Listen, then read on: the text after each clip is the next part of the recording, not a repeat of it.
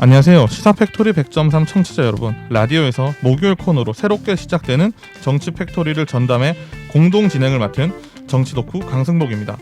울산 지역 정치 공장에서 벌어지는 일들을 샅샅이 파헤쳐 보려고 합니다. 안녕하세요. 이양입니다. 정치적 창견 시점의 그 이양이 맞습니다. 그간 정치적 창견 시점에서 울산 지역 정치인들에게 정치적 책임을 물어왔는데요. 울산 시민들이 놓치기 쉬운 정치적 사안을 중심으로 정치적 책임을 묻는 그 취지, 정치 팩토리에서도 계속 잘 살려보겠습니다. 네, 안녕하세요. 김일우입니다. 깜짝 놀라셨죠? 울산 CBS에서는 매주 수요일마다 팟캐스트로 정치 팩토리 1부와 2부를 송출해 왔는데요. 이번 주부터 매주 목요일로 송출 시점을 바꾸고 또 라디오에 정치 팩토리를 편성합니다. 1부에서는 울산안 정치 현안을, 2부에서는 주로 동남권 정치 현안을 다루는데요. 라디오와 팟캐스트 모두 관심 가져주시기 바랍니다. 네, 그간 스튜디오 안에서 공동으로 진행을 했던 이태인 미남 정치 해설가는 이게 저희가 맨날 미남이라 그래서 그런지 좀 부끄러웠나 봅니다. 그래서 밖에서 이제 김성강 PD와 같이 방송 연출을 하고 있는데요. 이태인 씨 근황 이야기는 나중에 따로 묻기라고 오늘 변호사님도 저희와 함께하지 못했습니다. 그러니까 이양희 위원장님 그리고 김유리 아나운서께서는 그간 한 주간 어떻게 지내셨나요? 한 주간요. 다사다난했지만 한 가지만 말씀드리면 지난 14일이 고 김학순 할머님이 일본군 위안부 피해자 증언을 하신 30주년이 되는 날이었어요. 그래서 울산에서도 기리밀 행사를 진행했습니다. 네. 8.15 광복절만큼 일본군 위안부 피해자들에 대해서도 우리가 관심을 갖고 일본 정부의 사과와 국가적 배상에 대해서 함께 촉구할 수 있었으면 좋겠습니다.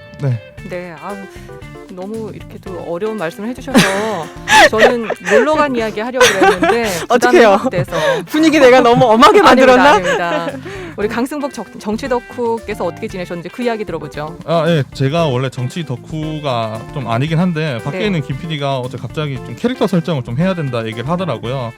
그래서 정치 덕후, 정치 공장장 두 개 뭐 설정을 하라고 하던데 그래서 그냥 저희가 정치 덕후를 하게 됐고 네. 제가 잘 어울려요. 아니, 괜찮아. 황후 생각나는데요? 전혀 황후. 예, 저도 뭐 지난 한 주간 연휴였잖아요. 계속 그냥 집에서만 쉬고 밖에 나서 잠깐 밥만 먹고 그렇게 지냈습니다. 저희가 이제 울산 CBS 애청자들은 모두 듣고 있는 정치 팩토리 라디오 버전 지금 바로 출발하겠습니다. 광고 듣고 돌아오겠습니다.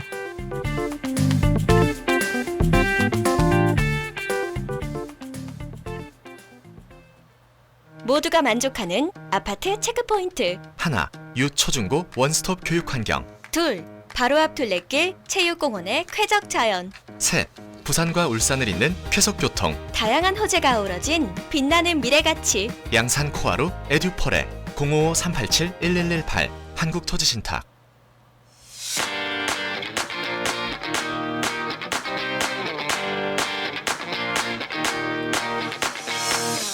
정치적 책임을 묻는다. 시사 팩토리 100.3 목요일 코너. 정치 팩토리.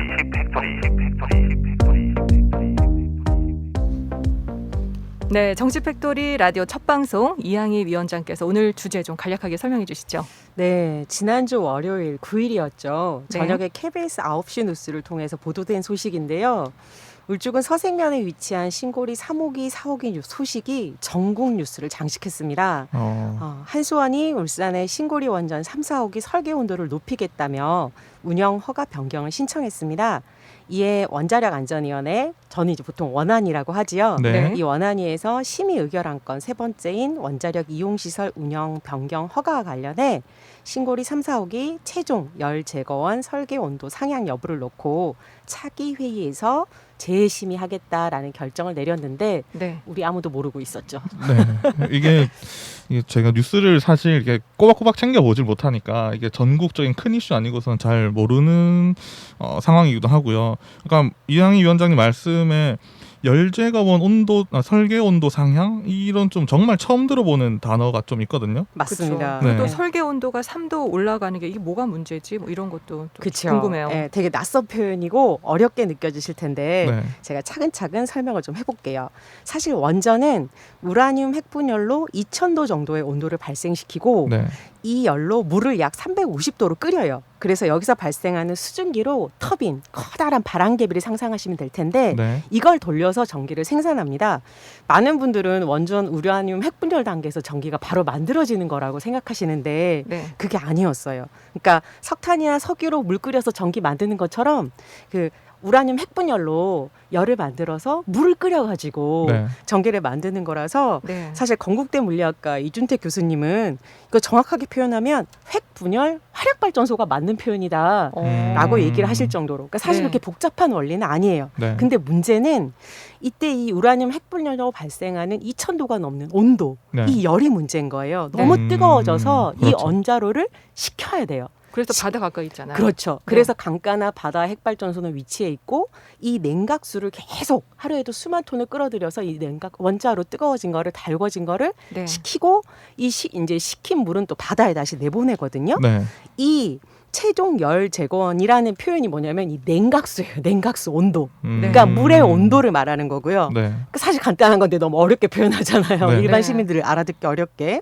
그래서 이 신고리 3, 4호기 냉각수 온도가 설계 당시에는 최고 31.6도였어요. 네. 그러니까 31.6도를 넘기면 네. 실제로 핵발전소에 문제가 생기고 또 냉각수로의 기능도 못한다라고 네. 판단을 해서 그렇게 설계를 해놓고 네. 이번에 이걸 3도 상향 하겠다는 거예요. 음. 사실 원자로 식히는데 사용된 이 냉각수는 이제 온배수로 변해요. 뜨거워지잖아요. 네. 이걸 다시 이제 바다에 내보내는데 원전 한 기당 초당 70톤의 온배수가 바다에 배출된다고 해요.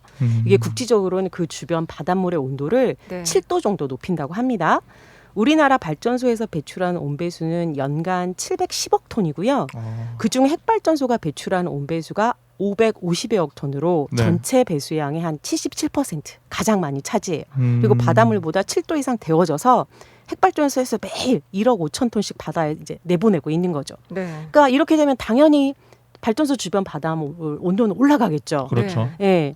이때 기체의 용해도가 감소하면서 바닷물에서 산소랑 이산화탄소가 대기 중으로 나오는데 네. 이 이산화탄소가 기후위기의 주범이잖아요. 네. 지구 온난화를 일으키겠네요. 맞아요. 네. 그래서 사실은 이 온배수 내보내면서 이산화탄소 배출시키고 지구 온난화와 기후위기의 주범이 되고 또 이것 때문에 핵발전소 돌려야 된다. 계속 이 악순환이 반복되는 거죠. 네. 그래서 사실 3월에 원전 운영과 관련해서 되게 중요한 이슈가 하나 있었는데 쌀파라고 거대한 이제 해파리 같은 건데 이게 원래는 제주도나 따뜻한 지방에 자라는 네. 네. 생물인데 이게 울진 동해안 북쪽 앞바다까지 출현한 거예요. 심지어 여름도 아니고 3월 봄에. 네. 그래서 이 온배수 나오는 망을 다 막아가지고 원전 운영을 중단했던 적이 있는데 킨스 보고서에 따르면 이런 사고가 거의 지금 저희는 몰랐죠. 네. 벌써 28건 이상 발생했다고 해요. 아. 네, 그래서 전문가들은 울진 앞바다에 쌀파가 나타날 정도면 동해안이 이미 아열대화됐다고 봐야 되는 거고 네. 네. 발전소에서 나오는 이 온부해수에 대해서 사실 조사가 좀 필요하다라는 얘기를 할 정도입니다. 그러면 이게 뭐 설치하고 이런 데 과정에는 좀 문제가 없고 이게 약간 이항희 위원장님 말씀처럼 지구 온난화에 문제가 된다는 이야기인 것 같아요. 그래서 제가 관련 내용을 조금 찾아봤는데 한수원은 지구 온난화 같은 환경 요인으로 해수 온도가 상승했다며 온도 제한치 초과 가능성에 대한 운전 여유도 확보가 필요하다고 허가 변경 이유를 밝혔습니다. 그리고 설계 온도 상향 조정 시에도 기술적인 문제는 없다는 성능 적합성 심사 결과를 원안위에 제출했는데 이 도대체 뭐가 문제인 건가요? 일단 저는 과정상의 문제가 없다는 것도 문제고 네. 지구 온난화에도 심각하게 문제를 일으키고 있다. 그래서 지적하신 모든 문제가 다 문제인데요. 네. 일단 해수 온도 상승에 관련해서 얘기를 좀 하자면 앞서 얘기했던 것처럼 온배수가 나오면서 바닷물이 뜨거워지고 있다라는 건 계속 얘기했고 네. 네. 저희가 언론 보도를 통해서 이제 지난 9일에 알게 됐지만 실제로 원안위 회의 자료를 제가 꼼꼼히 좀 살펴봤더니 이미 7월달 회의부터 그러니까 144차 회의부터 이 안건을 계속 다뤘는데 일부 원안위원들이 적극적으로 문제 제기를 하셨더라고요. 네. 그러니까 이 문서로만 정성적으로 평가해서 문제 없다고 제출하면 되는 게 아니라 실제로 정량적으로 아무런 문제가 없는지 평가가 필요하다. 네. 타 외국의 사례 같은 경우도 좀 필요하고 네. 그래서 지금 계속 회의가 미뤄지고 있는 거고 근데 이제 한수원은 저희가 모르는 사이에 2019년 3월 달부터 이 냉각수 온도 상승을 준비하고 있었어요. 그래서 킨즈에 한 5차례 35번 질답을 거치면서 관련 자료도 준비하고 원안에서 최종 이걸 통과시키려고 네. 준비를 그동안 해왔었는데 실제로 울산 시민들하고 정말 직결되어 있는 신고리 3, 4호기는 울산 거니까 네. 울산에 있으니까 그런데 이제 우리는 이걸 다 몰랐던 거죠. 이게 2019년부터 진행이 됐었던 문제라면 시민들한테 미리 알려야 되는 문제 아닌가요? 당연하죠. 근데 이제 사실 제가 오늘 그래서 이 방송을 준비한 건데 네. 신고리 3, 4호기처럼 울산 시민들의 건강이나 안전 그리고 또 재산권하고도 직접적으로 연결되어 있는 위험시설에 대해서 네. 울산시가 안정적이고 지속적으로 모니터링이 안 된다는 거예요. 그렇죠. 담당 부서나 해당 부처에서 한수원이나 원안이 홈페이지 특히 신고리 3, 4호기 이슈와 관련해서는 지속적으로 모니터링만 했어도 네. 사실 초기에 이런 걸 확인하고 울산 시민들의 여론 또는 의견 이런 걸 취합한다거나 이 관련 논의에 울산 시민들의 의견을 좀 반영할 수 있었을 텐데 네. 그런 노력들이 전혀 안 되는 거죠. 그렇군요. 그러면 해수 온도 상승이 사실은 전 세계적인 상황이잖아요. 맞습니다. 근데 다른 나라들은 그럼 어떻게 하고 있어요? 그러니까 사실 폭염 때문에 바다가 더워지는 건 전 지구적인 상황이죠. 네. 그런데 네. 이걸 해결하는 해법은 정말 달라요. 제가 아, 관련 이슈 몇 가지를 찾아와 봤는데요. 핀란드 남부에 로비사라는 핵발전소가 있어요. 네. 여기는 폭염으로 만약에 냉각수 온도가 상승하면 발전량을 1기가와트에서 170메가와트로 확 줄여요. 거의 10분의 1. 네. 네. 이 로비사 원전 운영하는 포템이라는 이 회사에 따르면 네. 냉각수 온도가 섭씨 34도를 넘으면 원자로 가동을 아예 중단한다고 합니다. 그리고 스웨덴의 전력회사 바텐팔 같은 경우는 네. 링할이라는 원전 2호기 네. 냉각수 사용하는 바닷물 온도가 자기들은 기준치가 25도예요. 그러니까 25도를 넘으면 문을 닫아. 근데 이제 이 25도에 근접해서 네. 49% 수준으로 운영을 줄였고 심지어 원전 4개 중에 1개는 아예 가동을 중단했다고 해요. 근데 우리는 그러면 34.6도까지도 허용하겠다 그러니까요. 이거죠. 네, 그러니까 네. 각 나라마다 원전 안전에 대해서 바라보는 기준치가 천차만별이죠. 네. 네. 독일 같은 경우는 역시나 핀란드나 스웨덴처럼 발전량을 확 줄이거나 아예 그냥 중단하는 경우가 많습니다. 네, 폭염으로 네. 여름에 더울 때는 냉각수가 제기는 못하니까 아예 원전 운영 자체를 많이 축소합니다. 이게 국제 원자력 기구가 있는데도 불구하고 왜 서로 기준이 다 다른가요? 국제 원자력 기구에서는 권고를 하죠. 아, 근데 권고가- 그것을 이제 그 나라에서 어떤 수준으로 지킬 거냐라는 건데 네. 대한민국 같은 경우는 특히 이제 환수원이 그동안 네. 이 원안위의 모든 사항을 보고하고 모든 것을 심의받는 게 아니라 네. 법적으로 꼭 그렇게 해야 하는 것만 선택적으로 보고하고 네. 심의받다 보니까 이런 건 자기 재량으로 사실 설계 온도도 대한민국에 있는 24개 핵발전소 설계 온도도요 다 천차만별이에요.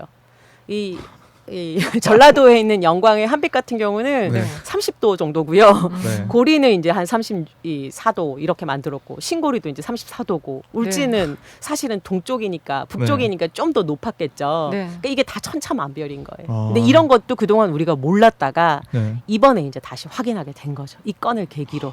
이게 원전이 저희 초기에도 말씀드렸지만 국가에서 사무하는 영역이다 보니까 울산 특히 지자체에서 소외되는 경향이 좀 너무 많은 것 같아요. 그래서 아까 뭐 저희가 2019년에 있었던 일도 2021년에 안 왔던 것처럼 최소한의 지금 정보 공개나 상시 소통 체계는 좀 필요할 것 같은데 방법이 없는 건가요? 방법이 왜 없겠습니까? 있죠. 네. 사실 좀 전에 승복 씨가 얘기한 것처럼 원전이 국가 사무라서 울산시의 권한이 없다라는 말이 성립하려면요. 네. 네. 원전 소재지 모든 행정기관의 권한이 함께 없어야 돼요. 맞죠? 네. 대한민국의 원전 소재지가 영광, 울진, 경주, 부산, 울산이잖아요. 네. 영광, 울진, 경주는 기초지자체니까 빼고 네. 같은 광역시고 같은 핵발전소가 있는 부산하고만 단순 비교를 제가 해볼게요. 사실 부산시 같은 경우는 2020년 6월에 작년이에요. 네. 여기도 많이 늦었죠. 네. 김강모 시의원이 지역 시민사회 단체랑 함께 논의해서 드디어 원자력 안전 조례안을 만들었어요. 근데 제가 이 조례안을 보면서 깜짝 놀랐던 게 뭐냐면 사실 원자력 안전이 국가 사무라서 부산시장의 권한이 없다. 라는 걸 인정하고 전제해요. 네. 그렇지만 원자력 시설의 안전관리에 대해 효율적인 대응이나 정책 수립의 한계는 있지만 네. 부산광역시 원자력 시설 안전관리에 관한 사항을 제정하고 방사능에 의한 재난을 예방하고 시민의 안전을 도모해야 하니까 조례는 만들어야 하는 거고 원자력 안전에 대한 부산시장의 책무를 규정하고 네. 방사능 재난으로부터 시민의 안전을 적극적으로 보호하고 정부와 국회, 부산시의 책임에 따른 권한 부여를 요구할 수 있는 근거를 만든다라고 네. 명시해 있어요. 그리고 주요 내용에 보면 제가 제일 놀랬던 건 원자력 안전 대책위원회라는 게 명시돼 있어요. 네. 그러니까 원자력 안전 대책위원회를 시민사회와 함께 구성하고 운영하겠다는 거고요. 네. 원자력 안전 시민 검증단도 구성하고 운영하겠다라는 게 조례에 명시돼 있습니다. 네. 그러니까 사실 이 원자력 안전 대책위원회 구성, 시민 검증단 구성 보면요. 네. 이 얼마나 이게 의지를 갖고 하고 있는지를 확인할 수 있는 단초가요. 딱 하나요. 행정부시장을 위원장으로 한대요. 아. 네. 그리고 행정부시장. 시 소속 4급 이상 공무원, 부산광역시에 추천한 사람, 구군에서 추천한 공무원, 원자력 분야 전문가, 시민단체에서 추천한 사람, 원자력 안전 분야의 학식과 경험이 풍부한 사람을 거의 한 20여 명을 시장이 뽑아요. 네. 그리고 임기는 2년으로 하고 연임은 딱 한 번 할 수 있는데 이렇게 구체적이고 명확하게 그리고 행정부시장을 위원장으로 한다면 얼마나 중요한 기구인지라는 게 벌써 확 느껴지잖아요. 네. 네. 그래서 분명히 국가사무지만 그럼에도 불구하고 시민 안전을 위해서 시장이 할 수 있는 일, 반드시 시장이 해야 하는 일을 명확하게 명시하고 있습니다. 이게 부산에 이렇게 조례가 발생했잖아요. 네. 그러면은 울산 같은 경우에는 저희가 지난번에 그 부산 시의회 편 할 때 저희가 하나씩 만들고 그다음에 여기 초청해서 다른 분들도 얘기를 했었는데 울산도 진행되는 좀 과정이 있는 건가요? 네, 있습니다. 다행히 2019년도에 네. 손종화 의원님이 발의해서 네. 원자력 안전 조례를 만들려는 시도를 했어요. 네. 주요 내용은 보면요. 시장을 의장으로 하는 원자력 방호 협의회를 구성하고 운영하겠다. 사실 이 방호 협의회는 사고가 나면 이제 대책인데 이건 국가에서 당연히 하죠. 네. 네. 그리고 더 중요한 건 사실 이거였어요. 원자력 시설에 사고가 발생한 경우에 시민과 관련 전문가 등으로 안전성 검증단을 구성하고 운영하자. 사실 여기가 핵심이었는데 이게 만장일치로 의회에선 통과가 돼요. 근데 문제는 네. 한 달 뒤에 울산시에서 제2 요청을 합니다. 제2 요청이라는 건 뭐냐면요. 네. 행정부가 이 조례 문제 있다. 이거 다시 논의해야 된다. 울산시 행정부가 예. 그래서 이 제2 내용을 제가 꼼꼼히 살펴봤어요. 네. 뭐라고 돼 있냐면 원자력 시설 안전 절해안 6조에 네. 이 안전 검증단을 구성하고 운영하겠다라는 규정이 있는데 네. 이거는 원자력 안전법, 원자력 시설 등의 방호 및 방사능 방대 대책법, 그리고 지방자치법에 위배된다. 국가사무라 지방자치단체선 할 수가 없다. 네. 그리고 대법원 판례도 보니까 이런 건 안 되더라. 네. 그래서 제가 그 대법원 판례가 뭔지도 다 찾아봤거든요. 네. 2009년에 딱 한 건. 인천에 있었던 걸 어떻게 찾으셨는지. 네. 인천 민간투자 사업 추진에 관한 조례였어요. 그러니까 법령 위임 없이 조례 제정에서 법적 효력가 없다라는 이제 재판이 한 건 있었는데 이건 네. 민간투자 사업이고 사실 원자력 시설하고는 다르죠. 근데도 이걸 또 근거로 들어요. 그래서 결국 울산광역시 의회에서 2019년 8월에 다시 조례 논의를 합니다. 네. 그리고 결국 네. 이게 시간을 끌어서 2020년 4월이 돼서야 네. 울산 원자력 안전 조례안을 이 안전성 검증단은 없애고 네. 대신 자문단이라는 애매모호한 기구를 넣어서 만듭니다. 그렇군요. 근데 부산시는 시민이 참여하는 검증단이 있는데 울산시는 검증단이 안 된다. 이거 어떻게 해석을 해야 돼요? 상식적으로 납득이 좀 안 되시죠? 네. 그러니까 사실 부산도 조례 만들 때 원자력 안전법이나 지방자치법 다 검토하고 심의해서 법을 만들었을 거 아니에요. 네. 네. 그러니까 저는 이건 핵심은 법령을 어떻게 해석하고 문제를 해결하려는 해당 지자체 행정부의 태도, 입법부의 의지의 차이가 아닌가 싶어요. 사실 한수원이 지난 5월 말에 발생한 신고리 4호기 화재 원인 네. 네. 건설 당시 작업 지침서랑 달리 볼트 느슨하게 조여서 그런 거다라고 네. 발표했잖아요. 사실 신고리 4호기는 아랍에미레이트 수출이랑 케이블 시험 성적서 위조 발각으로 공기 단축에 대한 압박이 매우 컸습니다. 그래서 이 신고리 4호기 운영허가 당시에도 안정성이 다 확인되지 않았는데 일단 조건부로 운영을 허가했었거든요. 네. 그래서 지난 5월에 있었던 화재 사고가 단순한 사고가 아니라 부실 시공 자체를 의심할 수밖에 없는 사실은 중대한 사고였는데 네. 사실 원안위는 후속 조치나 계획 철저하게 검증하지 않고요. 네. 폭염시 전력 대란이 우려된다고 7월 21일 신고리 4호기 그냥 재가동 승인해줬어요. 네. 그리고 또 이번에는 3, 4호기 냉각수 온도 상향 조정도 울산 시민들은 또 울산시는 파악도 못한 채 네. 이게 통과될 위기에 있는 거잖아요. 사실 바닷물 온도 올라가면 원전 냉각 문제뿐만 아니라 해파리떼가 기승을 부려서 원전 가동에 영향을 미칩니다. 킨즈 자료에 따르면요. 국내 원전 중에 이렇게 해양 생물이 유입돼 가지고 네. 원전 사고가 총 28번이나 있었대요. 아이고. 그러니까 막대한 양의 온배수를 네. 이렇게 딱 내보낼 때 그리고 물을 다시 빨아들일 때 거기에 이제 해양 생물들이 딸려 들어오는 거죠. 네. 네. 살파. 네. 그리고 이제 온배수 같은 거를 하루에도 몇만 톤씩 쏟아내잖아요. 네. 그럼 갑자기 물이 많이 나오면 거기에 기포가 발생해요. 그래서 이 기포를 또 없애려고 소포제라는 약품을 또 대량 살포해요. 아이고. 그래가지고 이 소포제 때문에 인근 이제 어민들 사실은 피해가 너무 심각해가지고 네. 여전히 법정 단축 중입니다. 사실 울산은 대형 복합재난이나 네. 중대사고가 아니더라도 다양한 원전 이슈가 존재하는데 네네. 시청은 국가사무라는 핑계로 원전 이슈를 방관하는 것은 아닌지 그래요. 매우 우려스럽습니다. 시의회와 행정부의 불협화음이 걱정인데 부산시 수준의 원자력 안전 조례안과 또 해법을 좀 찾기 위한 방안 없나요?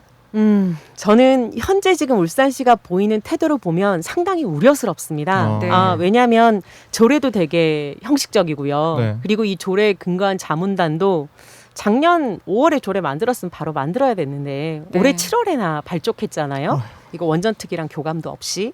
그래서 울산 시민들이 이 문제에 대해서 네. 좀 많은 관심과 참여를 갖고 지켜봐 주셨으면 좋겠습니다. 네. 저희가 할 말은 많은데 방송 시간이 너무 짧아서 저희가 초반에 원전 좀 온난화 문제를 얘기를 했었었는데 저희도 자료를 한번 찾아보니까 원전은 이산화탄소를 배출하는 게 아닌 게 아니라 이게 약간 잘못 알려졌죠. 이 원전도 아까 화력발전소 이야기하셨던 것처럼 이산화탄소를 어느 정도 좀 발생을 시킨다고 합니다. 이게 지구온난화에도 어떻게 보면 가속화시키는 문제가 아닌가 싶은데 네. 오늘 김유리 아나운서는 방송 좀 어떻게 들으셨나요? 아무리 국가 사무지만은 시민 안전을 위해서 울산시가 좀 적극적으로 나서야 하지 않나 생각이 들더라고요. 네. 두 분이 오늘 제 방송에 딱 이해 핵심을 잘했나요? 짚어주셔서 이야기가 잘 전달된 것 같은데요. 네, 오늘 여기까지 하도록 하겠습니다. 정치팩토리 1부 여기서 마무리하고요. 팟캐스트와 유튜브에서 2부 이어갑니다. 애플 팟캐스트, 구글 팟캐스트, 팟빵, 유튜브에서 정치팩토리 SE 검색해서 찾아 들으실 수 있습니다. 지금 노래 이적의 당연한 것들 띄워드리면서 오늘 방송 마무리하죠. 모두 안녕.